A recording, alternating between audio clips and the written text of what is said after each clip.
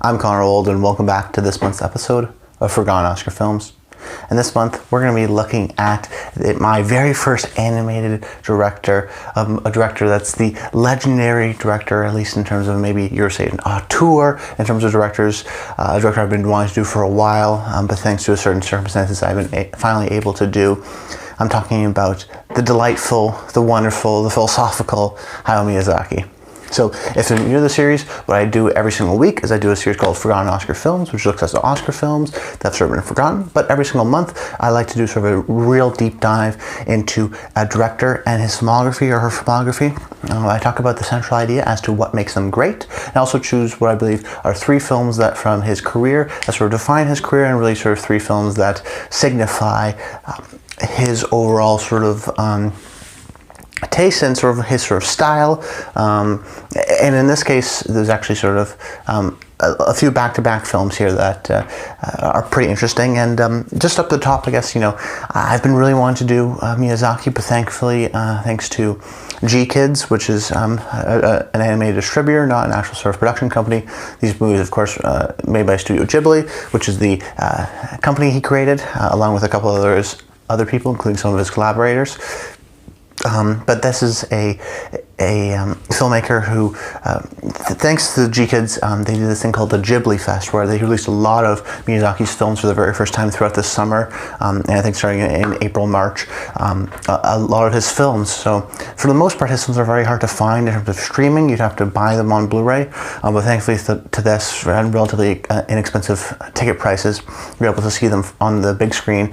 And for me, a lot of times I was seeing these films for the very first time, so thankfully for that, I was able to see most of his movies, and a lot of them for the very first time on the big screen. I had seen a couple of the other of his movies, but this sort of exploration, I'm very glad I did it, because I was able to see many great movies which I enjoyed quite a bit. And I've been trying to do this director for a long time, but I must say I'm not a huge animation head. I'm not incredibly knowledgeable about it, which is maybe why I haven't done Guys. You know, I've been wanting to do something like maybe a Brad Bird, who of course worked in animation. There's someone like Ron Musker and John Clements, who sort of have done, you know, really a lot of the Disney Golden Era stuff. So there are sort of other directors I could be doing or could have done, but I felt Hayao Miyazaki was sort of a great director because he was in the later stage of his career, which is what I like to do for a lot of these directors, and he's sort of seen as maybe the most auteurish of all the directors, which sort of fits well to the show because we talk about style and what makes him great, and sort of being singular and having a lot of control over your work is inevitable about that. But also,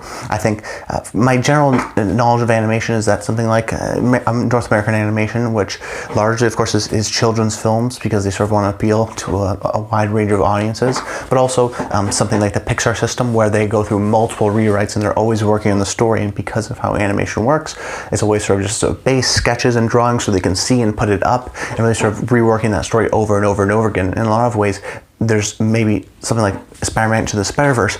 You have multiple directors, and then you have Phil Lord and Chris Miller, the producers. I mean, it's like a team of people that really are involved, and they're not a singular person. But with Miyazaki's movies, you can tell throughout his sort of career and his films that he has distinct interests, and he's very much the leader of a lot of his movies, and you can tell that there's a certain style to him, which I definitely thought this sort of really fit the show. And he also, because he works with a lot of the similar collaborators. His composer, for example, Joe Hisaishi, he's done all the scores, I believe, since Nausicaa of the Valley of the Wind onwards. Beautiful sort of scores early on, sort of in the Castle in the Sky Nausicaa days, sort of more electronic, but then getting to more sort of classical in that traditional film score sense, but very much relaxing and soothing for a lot of people, and that sort of complements, of course, the visuals. Toshiro Suzuki is one of the co-founders of Studio Ghibli, along with Hayao Miyazaki, who's a producer and sort of really involved with working with Miyazaki in terms of getting his vision, but also making sure it's either accessible or communicated to the team. He's sort of a crucial part that I believe has produced almost all of Miyazaki's films. And of course, many people, because Studio Ghibli is so recognized with Hayao Miyazaki, I think a lot of people think of Studio Ghibli movies, they think, oh, all of them are from Miyazaki. They think maybe, oh, Grave of the Fireflies or Whisper of the Heart, these really great animated movies from Studio Ghibli. Well, not directed by Miyazaki, maybe he had a little bit of a hand in it. Of course, he's one co-founders of the studio, so he has some sort of involvement with it. But I think that's a testament to the loyalty that the studio has, because it delivers so many great movies year after year.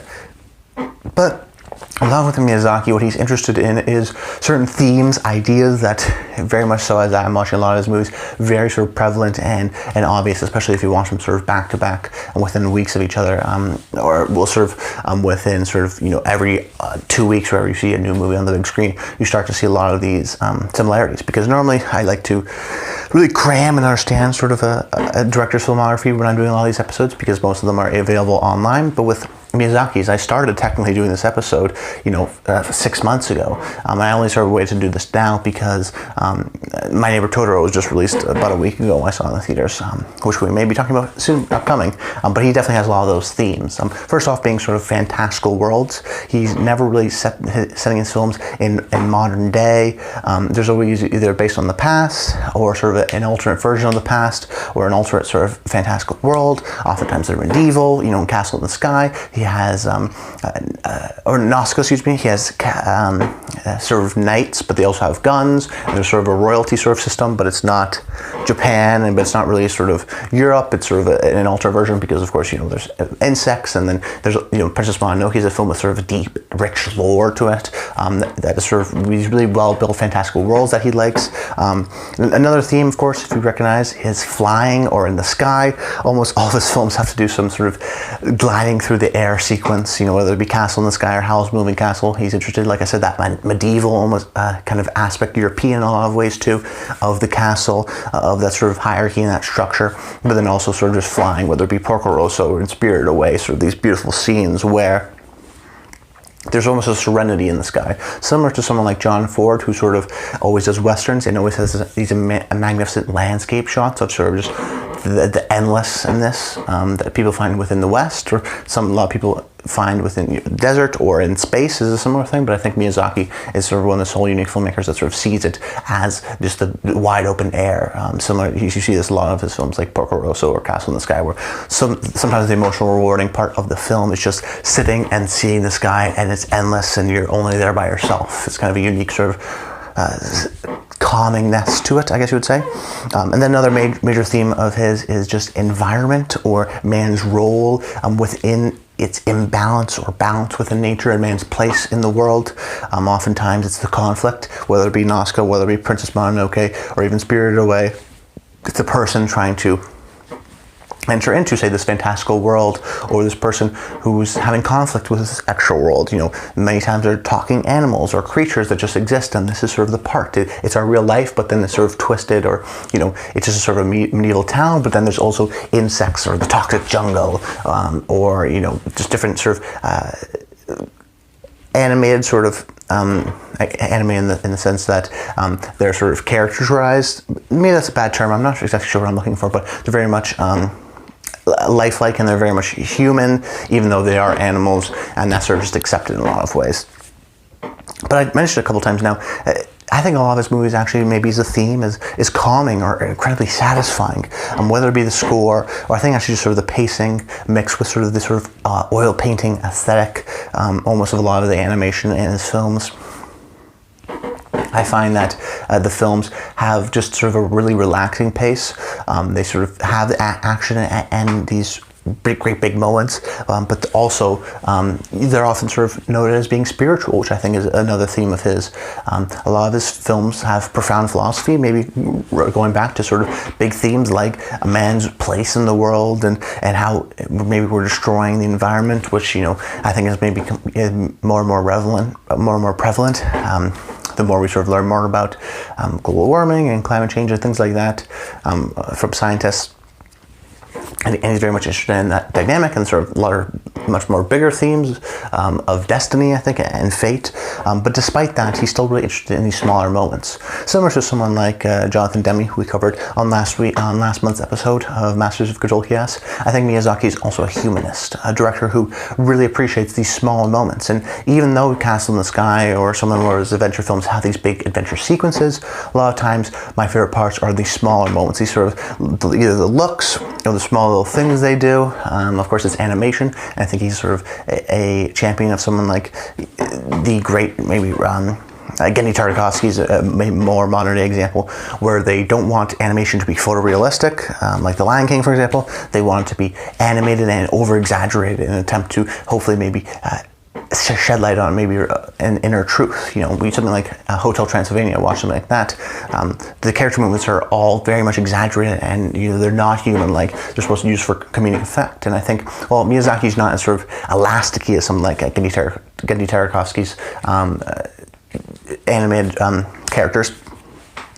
He very much is interested in the excitement is always over the top and you're flailing your arms, but it feels real within this world that he's created, and he's interested in those smaller moments, those more humane moments, and the quieter moments that really make you think and sort of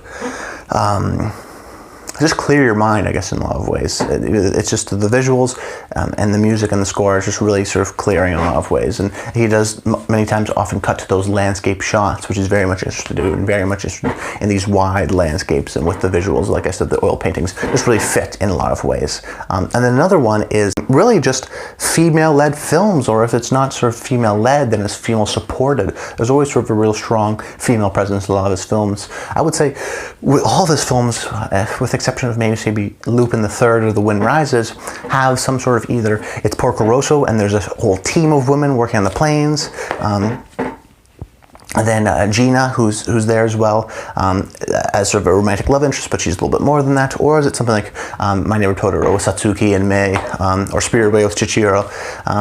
These really strong female-led protagonists that often are sometimes stubborn, or they're very passionate. A lot of times they wear their emotions on their sleeves, but that's not necessarily a degrade against them or sort of criticism against them. A lot of times that's sort of embraced, and that's sort of the strength, is that they very much are human characters, that they're not one-sided, sort of these battle warriors, that they do have mistakes and do have flaws, and you can see sort of the pressure on them. It's something interesting, sort of theme throughout his films, that he's very much interested in this female experience, working sort of through, whether it be a job and something like Kiki's Delivery Service, or the sort of the responsibility of being a princess in something like Nausicaa Valley of the Wind, or sort of the struggle of, are you human, are you, which part are you connected to, in something like Princess Mononoke.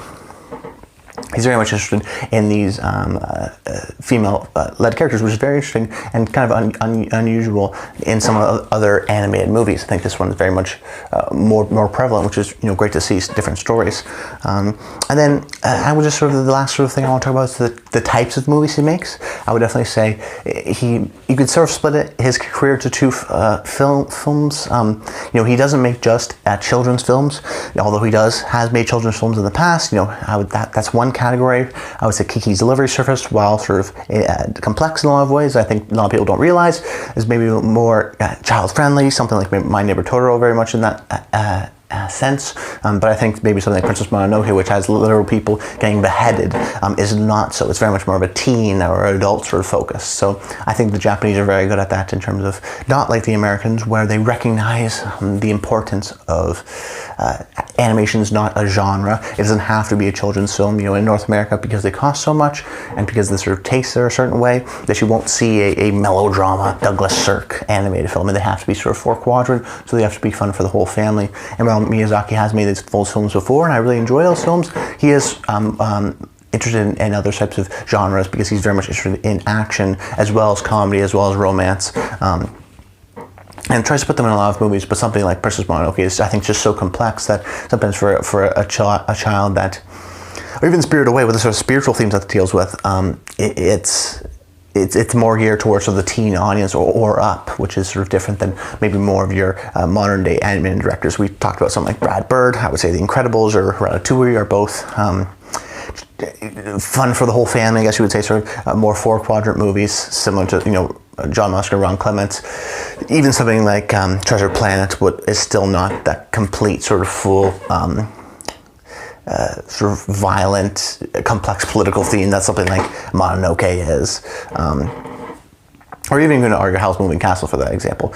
But that's interesting to sort of, you can divide his films into sort of two of these different kind of genres, which is interesting to see from an animated director, where Mononoke is very much almost anime-like, and My Neighbor Totoro is almost sort of more children's book-esque in that sense.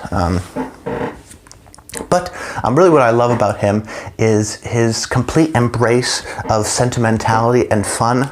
I think a lot of criticism, it criticizes films for being fun or just sort of a good time. A lot of times, if a movie is good, it has to have some sort of political theme or political allegory. And while I love a lot of those movies, and while I'm interested in political films, I think that's sort of an aspect. And I think there's certain films like My Neighbor Totoro, which isn't very political. You know, you would say that by being apolitical, that is a political statement. I mean, you could argue that, but I think that's sort of semantics at the end of the day. I think that there are some films that have some complex issues that want to reflect on modern day society, and maybe that's what connects to critics more, but I think there's almost this large sense that I am actually glad that Miyazaki is represented and is appreciated in that sense, because his films are so sort of unabashedly sentimental. They're unabashedly fun. They're unabashedly heartfelt, that they want to get some sort of emotion out of you, and they don't care if their emotions are big or dramatic. And I think they kind of get away with it because it's animated. If it was, say, live action,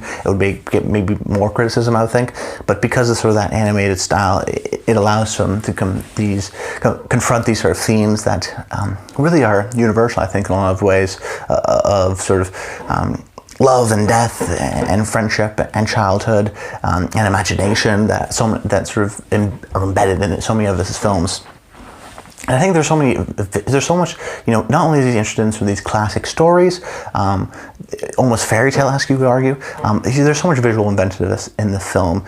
You know, a common theme of a lot of his characters actually are just being sort of working hard and being good at your job, and that very much shows up with, you know, every frame is hand-drawn. You can tell sort of the amount of detail that's even in the background of some of these shots.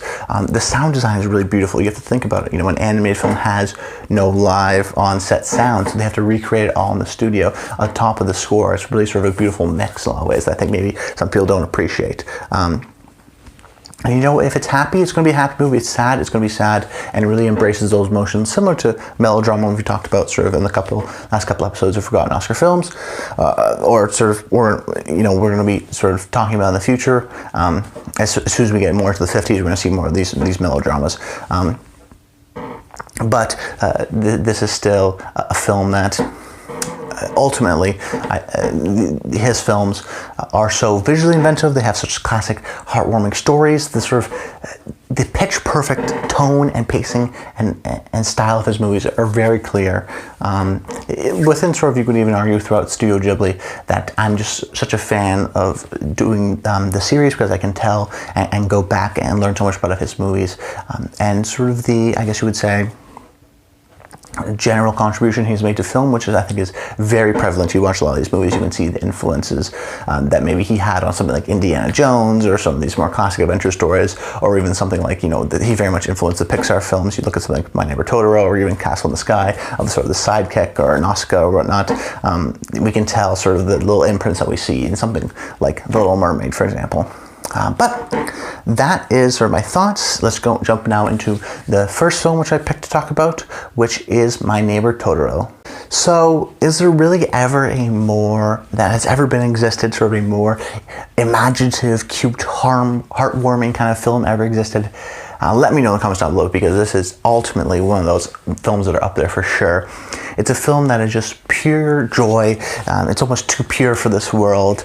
And it's a film that is intimately interested and crafted and perfect to this sort of basic human need of joy. You know, in a lot of ways we can accomplish and praise someone like we have on the show before with someone like David Fincher, who looks at the complex mind of a serial killer, we'll say, or the obsessiveness nature of hunting down these serial killers. And, you know, that can be sort of dark and oftentimes gritty and sort of realistic. And it's treated with a lot of respect because it's sort of the intricacies of the human mind and how you can go down that. And rightfully so, he does an amazing job at that. But why don't we celebrate something that's so intimately crafted to try to understand the childhood experience and and this emotion of joy and of happiness and of accepting and of love, something that, a movie that we all need. I think, so many people were impressed, as was I, with a movie like Paddington 2. A movie that, is just so sweet in a lot of ways. And I talked about the political films recently, but, it's the same sort of way. A lot of people have something like Spirited Away above this film. This is always sort of the number 2. But this is almost, in the David Fincher-esque, sort of so particular and so specific for so many people's childhood and their memories and how they view things, that it hits such an emotional chord that maybe it's not interested in the complexities of the human nature, but it is interested in how we behave and how we find joy, and how we accept people. It's definitely a children's film in a lot of ways, but so is Paddington 2, and they're both sweet films, but they're both brilliantly crafted, and I think they're both respected as such. I think they should be respected as such. And those what I sort of got out of this film was these much smaller, like I said before, the human intimate moments, and how, similar to Boyhood for me, this film really felt in a lot of ways like I was sort of reliving childhood memories. It was so specific in still such these small little ways that really just blew me away.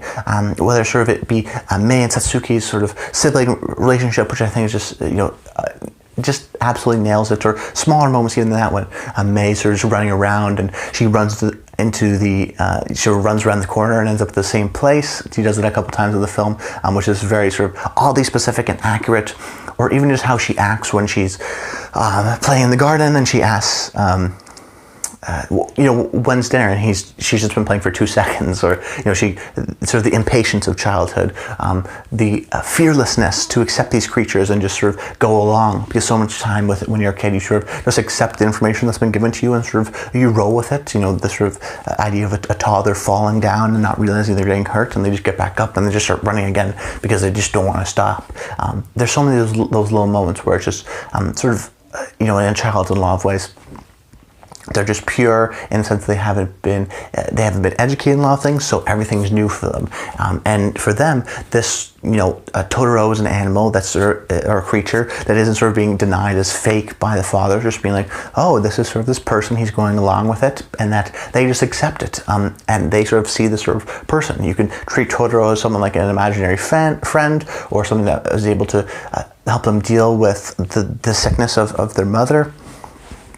But ultimately, I think that what I love about it is that it's just so imaginative. It's almost a visual, complete auditory assault on the senses. I recently just saw Apocalypse Now, the final cut in IMAX, and that was an incredible assault on my senses. Incredibly, the Ride of the Valkyrie scene of just loud noises and incredible visuals and bright and edited so brilliantly, and sort of the overlays. It's just an assault on your senses. But My Neighbor Totoro was almost just an assault on my senses in a lot of ways, because I was grinning the entire time just watching this beautifully animated, bright, punchy, vibrant colors with incredible imagination and ideas come straight from almost a child's mind in that way, because of whether it be the cat bus or whether it be Totoro or whether it be sort of the dust bunnies. There's so many visual moments that are just key, added on top of these sort of all these specific, at least for me, felt like I was reminiscing on a childhood. And I think for a lot of people, the theater I saw was the most packed out of all the Ghibli Fest movies. And it really definitely hits a chord within, I think, a lot of people and their childhood. And something strange that is from a different country can also be so universal and so specific in a lot of ways. I think that it hits an emotional chord for myself, and I had to put it on here because it almost felt so personal, even though, I wasn't a young female girl living in, what seems to be, modern day Japan. I guess not modern day Japan, but in Japan, in sort of this sort of rural countryside, I have nothing to do with that experience, but they're still able to find a universality to it, of joy. And there's just so many funny scenes, and you just want to touch Totoro, the sort of animation, the textures, the world feels so real, the land space and the geography is so well laid out. It's clear, it's concise, it's focused, it's a brilliant movie, and it's just an incredible experience. And it doesn't have a sort of incredible plot. The adventure is life. Sometimes I get confused with Miyazaki, sometimes when he goes almost so maybe anime-esque, where I'm much more of a traditional sort of film goer, where the lore and the exposition gets maybe too much for me, at least on the first time viewing in a lot of ways. Maybe I have to see something like Princess Mononoke again, or something Moving Castle to understand a little bit more the intricacies. But when he focuses on human memory and pureness and love and joy, and sort of these bigger themes in sort of smaller ways, I think that's when he's at his best. Another film I think that does that very well is my next film, which is Kiki's Livery Service, which also has this very visual uniqueness to it, differently than My Neighbor Totoro. Or My Neighbor Totoro has these sort of really great greens. I would say Kiki's Delivery Service, maybe so much as like a Porco Rosso, has these really bright, vibrant blues, especially when she's in the sky. It's just so visually striking. That's what I noticed. Maybe I was seeing it for the very first time at the movie theaters. That really helped it out. But that sort of high definition, beautiful animation is so well and so beautiful to see. It's so pleasing. And the setting in this film, it really interests me as well, because I've heard it described as a World War II sort of small European city, maybe in Sweden or Denmark or Switzerland, that sort of existed if World War II never existed, if Europe sort of still has its innocence. And I think that's really a really interesting way to describe it, because it very much is that. It is sort of this quaint European town. And I was actually surprised to see this, because when I thought Studio Ghibli, we've talked about the certain themes of like working hard, which is very much a Japanese value, and honor in your work, which is very much a post-World War II Japanese value. And I thought, a lot of his films, because of anime is so connectedly linked with Japan and Japanese animation, that I thought that his films would be, while they are sort of thematically Japanese, I think, and very much spiritually in a lot of ways, with something like Spirited Away, I was surprised how sort of European this film was in its setting. And in sort of the sort of cobblestone streets and these small houses, but how it's sort of sprawled out, and the different colors that it has, and sort of the windingness of the roads. It's really this incredible setting that feels so realized, and is at first seems so daunting when Kiki lands in this sort of big sprawling thing, but as you learn more about the characters, as you learn more about the city really is a character in that sense. We start to feel more at home, and we understand sort of, oh, this is her she's living at top of the bakery, and she has sort of her own space, and we know, oh, this is the street, and this street leads to this. Because she's flying around, we understand sort of the city geography so well, which I appreciated. But Kiki really is the star of this movie, and she's the main reason why I really loved it, because I really appreciate how much she was a goal-oriented, action-oriented character and protagonist. She's the one that sort of propelled the plot. If she decided she wanted to go to this, she wanted to leave tonight, and they said, okay. And when she goes to the city, she says, that's the city I want to go to. And then she has these struggles, and then, if she wants to start a business, she decides to start the business, and she decides what she wants to do, and very much sort of drives the plot in that way, which is always interesting, because it's sort of continuing and going on, and you're always engaged because you're engaged with Kiki.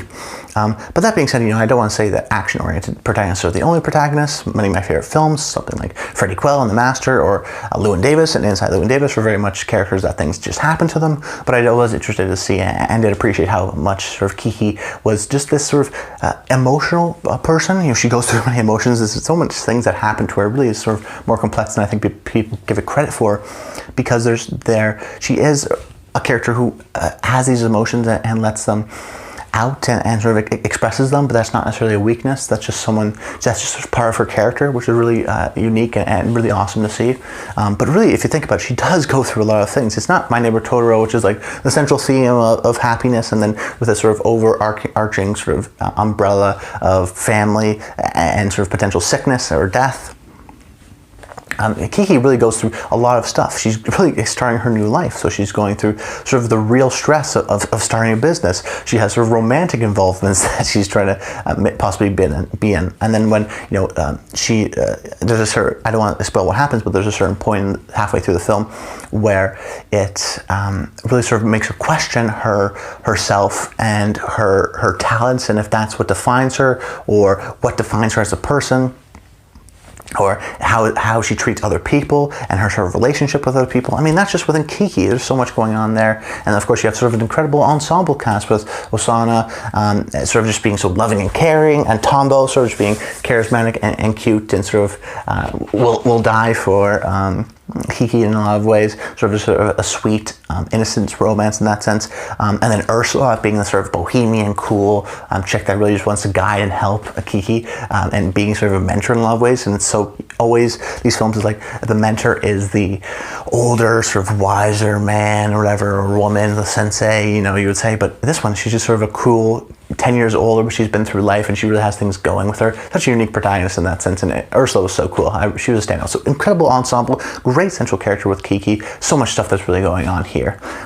But actually, I think my favorite Miyazaki movie, which may be a little bit of a surprise, that it's on here and a couple other films aren't on here, that's going to be Porco Rosso. Now, maybe this is because you, like any other movie, you just sort of have a certain taste to it. You just have a certain affinity for it. And it's almost hard to explain why I like Porco Rosso more than something like The Wind Rises, for example, or even something like Spirited Away. I can understand maybe why, you know, Spirited Away, I think, maybe gets really heady for me.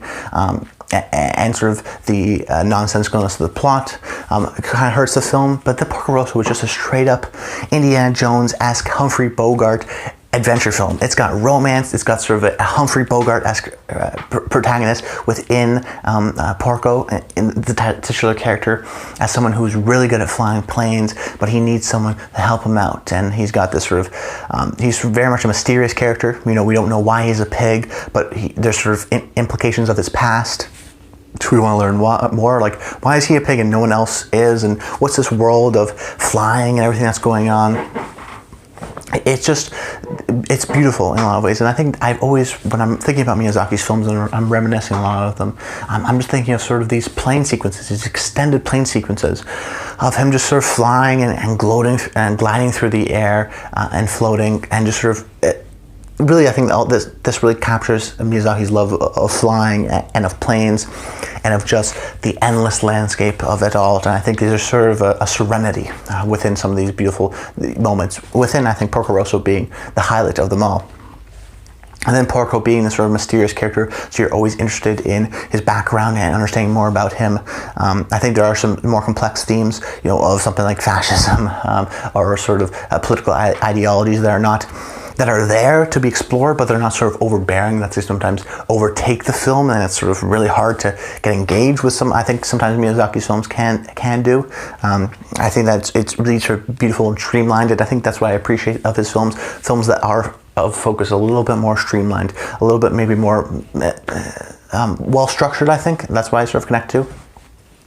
But I think Miyazaki also recognizes something that Martin Scorsese does in Goodfellas, and really in a lot of Scorsese movies, which is the human fascination of process, of rules, of how things work. You know, when people are interested in The Matrix, we want to know how that sort of world works. Or in Goodfellas, we want to know how the mob works. How do they get their money? You know, how they sort of do things in prison. It's so much of the narration of Goodfellas, and the interest of the film is like, this is how the mob does things. The mob is protection for people who can't get protected by the police. You know, it explains in sort of layman's terms, and very much so the process by getting into it, and the rules and sort of the procedure of everything.